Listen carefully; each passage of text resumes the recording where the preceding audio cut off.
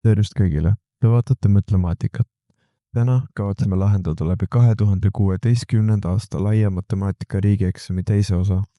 Hoidke silmas, et minu lahenduskäigud võivad erineda sellest, mida on teile koolis õpetatud, kuid vastused peaksid meil samad tulema, sest need on kontrollitud Harno materjalide lehelt. Sellega soovin teile ilusat vaatamist ja lahendamist. Ülesanne 1. Võrdhaarse kolmnurga ABC üks tipp on punktis A 4 ja -3. Teine tipp C asub sirgel Y võrdumas 7 ja kolmnurga alus AB määrab vektor AB 4 ja 8. Punkt 1. Arvutage punkti B koordinaadid. Teades punkti A ning vektorit AB, saame sellest eraldada punkti B. Kasutades vektori valemit saame liita X-id ja Y-id ning saame 8 ja 5 koordinaatideks. Teine küsimus.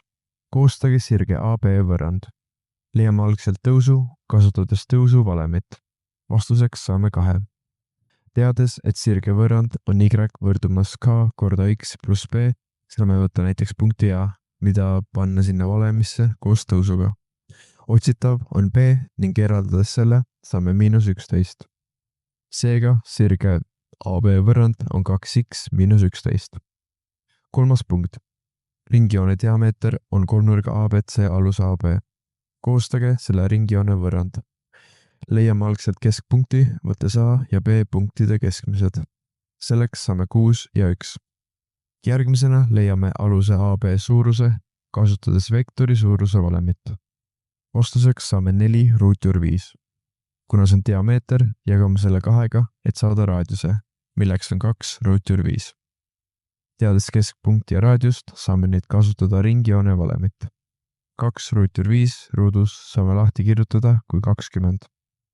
Neljas punkt. Arvutage punkti C koordinaadid. Teades, et tegu on võrdhaardse kolmnurgaga, saame järeldada, et sirged on risti. Eraldame teise tõusu, teades juba AB tõusu. Vastuseks saame -0,5. Võtame keskpunkti jälle ning paneme selle koos tõusuga sirge võrrandisse. Eraldades B saame selleks 4. Kasutades nüüd sirge võrrandit, saame Y asendada 7, sest ülesandes oli öeldud, et punkt C asub sirgel, Y võrdub 7. Eraldades X-i saame selleks -6. Seega punkti C koordinaadid on -6 ja 7. Lõppvastus on, et punkti B koordinaadid on 8 ja 5. Sirge AB võrrand on Y võrdumas 2x -11 ja ringjoone võrrand on X -6 ruudus pluss Y -1 ruudus võrdumas 20. Punkti C koordinaadid on -6 ja 7. Ülesanne 2. Laulukonkursi eelvoorus osales 216 laulu. Neist 12,5% valis žürii lõppvooru. Välja valitud lauludest 5/9 olid inglise keeles ja ülejäänud laulud eesti keeles. Oletame, et kõikidel lõppvooru pääsenud lauludel on võrdsed võimalused konkurss võita. Esimene küsimus. Mitu laulu pääses lõppvooru? Lõppvooru pääsenud laulud leiame korrutades kogu hulga 0,125. Vastuseks saame 27. Teine küsimus. Mitu eestikeelset ja mitu ingliskeelset laulu pääses lõppvooru? Ingliskeelsete laulude leidmiseks korrutame 27/9 ning saame 15.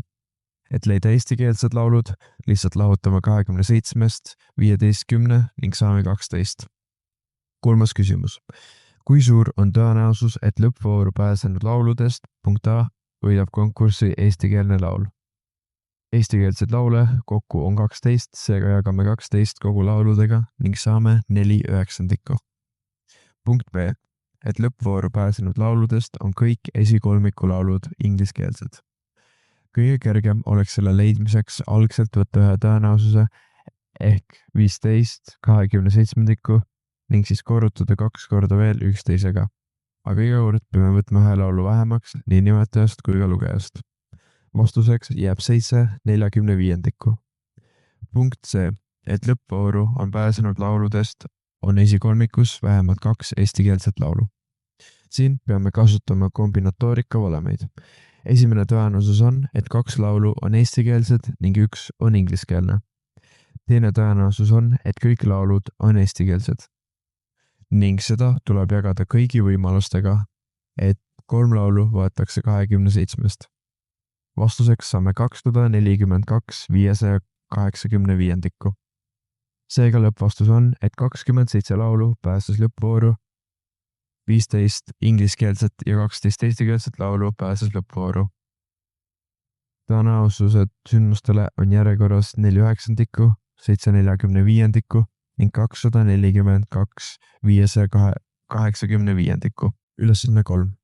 Joonisel on ruutfunktsiooni fx võrdumas ax ruudus pluss bx graafik ja x-teljega paralleelne sirge S, mis läbib funktsiooni fx graafiku haripunkti H -3 ja 9. Punkt 1. Arvutage kordajate A ja B väärtused ning leidke sirge S võrrand. Me teame haripunkti ning kasutades haripunkti valemit saame sealt eraldada näiteks B. Paneme haripunkti väärtused ruutfunktsiooni ning asendame B 6A-ga. Eraldades A saame selleks -1. Leiame nüüd B, pannes -1 valemisse ning saame -6. Seega ruutfunktsiooni valem on -1 x ruudus -6. Kuna sirge S on paralleelne x-teljega ning läheb läbi haripunkti, on selle valemiks 9. Teine küsimus. Arvutage viirutatud kujundi pindala. Selleks saame kasutada integraali, pannes x-ideks 0 ja -3. Kuna see on ümbritsetud ka sirge S poolt ning teades, et sirge on üleval pool parabooli, peame lahutamis-sirge valemist ruutfunktsiooni valemi. Järgmisena võtame alt tuletise. Pannes x-id võrrandisse, jääb meil vastuseks 9 ruutühikut. Seega lõppvastus on, et funktsiooni valem on fx võrdumas -x ruudus -6x ning sirge S võrrand on y võrdumas 9-ga. Viirutatud kujundi pindala on 9 ruutühikut. Ülesanne 4. Firma tegeles aiamarjade kokkuostu ja nende edasimüügiga. Punkt 1. Kokkuostuperioodi esimesel nädalal ostis firma 1250 kilogrammi marju ja igal järgmisel nädalal 20% võrra rohkem kui eelmisel nädalal. Mitu kilogrammi marju ostis firma kokku 4 nädalaga. Teades, et tegu on jadaülesandega, ütleme, et esimene nädal on A1 ehk 1250. Kuna 20% võrra tõusis iga nädal, on tegur Q1,2 ning N-X on 4. Kasutades SN valemit saame vastuseks 6010 kilogrammi. Teine küsimus. Kokku ostetud marjadest 6260 kilogrammi müüdi ära. Esimesel nädalal müüdi 941 kilogrammi marju, igal järgmisel nädalal aga eelmise nädalaga võrreldes ühe ja sama koguse võrra vähem. Mitme kilogrammi võrra vähenes marjade müük iga nädalal, kui 10 nädalaga müüdi ära kõik marjad. Esimene nädal on jälle meil A1 ehk 941. N-X on 10 ning kokku ehk S10 on 6260. Kasutades SN valemit saame leida selle kaudu liikmetee. Paneme arvud valemisse ning korrutame 10-ga läbi. Jagame terve rea 45-ga ning saame teeks -70. Seega lõppvastus on, et firma ostis 4 nädalaga 6710 kilogrammi marju ning marjade müük vähenes 70 kilogrammi võrra. Ülesanne 5. Püramiidi ABCDE põhjaks on romb ABCD ja tipust D tõmmatud kõrgus. Langeb põhisäru AB keskpunkti.